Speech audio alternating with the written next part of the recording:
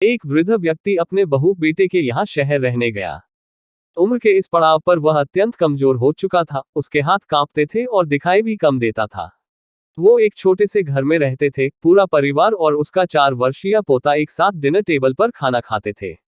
लेकिन वृद्ध होने के कारण उस व्यक्ति को खाने में बड़ी दिक्कत होती थी। कभी मटर के दाने उसकी चम्मच से निकलकर फर्श पे बिखर जाते तो कभी हाथ से दूध छलककर मेजपोश पर गिर जाता। बहू बेटे 1-2 दिन ये सब सहन करते रहे, पर अब उन्हें अपने पिता की इस काम से चिढ़ होने लगी। हमें इनका कुछ करना पड़ेगा, लड़के ने कहा।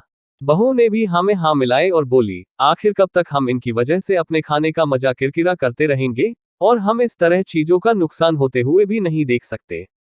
अगले दिन जब खाने का वक्त हुआ तो बेटे ने एक पुरानी मेज को कमरे के कोने में लगा दिया। अब बूढ़े पिता को वही अकेले बैठकर अपना भोजन करना था। यहाँ तक कि उनके खाने के बर्तनों की जगह एक लकड़ी का कटोरा दे दिया गया था, ताकि अब और बर्तन ना टूट फूट सकें। बाकी लोग पहले की तरह ही आराम से बैठकर खाते और जब कभी कभार उस बुजुर्ग की तरफ देखते तो उनकी आंखों में आंसू दिखाई देते। यह देखकर भी बहू बेटे का मन नहीं पिघलता, वो उनकी छोटी से छोटी गलती पर ढेरों बातें सुना देते। वहां बैठा बालक भी यह सब बड़े ध्यान से देखता रहता और अपने में मस्त रहता। एक रात खाने से पहले उस छोटे बालक को उसके माता पिता ने जमीन पर बैठकर कुछ करते हुए देखा। तुम क्या बना रहे हो?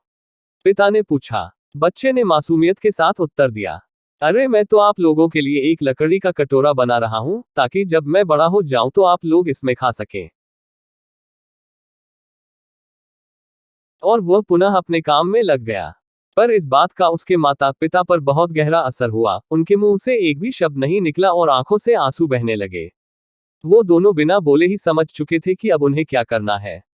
उस रात वो अपने बूढ़े पिता को वापस डिनर टेबल पर ले आए और फिर कभी उनके साथ अभद्र व्यवहार नहीं किया। दोस्तों, हम अक्सर अपने बच्चों को नैतिक शिक्षा या मॉरल वैल्यूज देने की बात करते हैं, पर हम ये भूल जाते हैं कि असल शिक्षा शब्दों में नहीं, हमारे कर्म में छुपी होती है।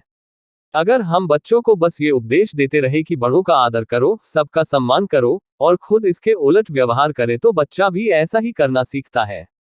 इसलिए कभी भी अपने पेरेंट्स के साथ ऐसा व्यवहार ना करें कि कल को आपकी संतान भी आपके लिए लकड़ी का कटोरा तैयार करने लगे।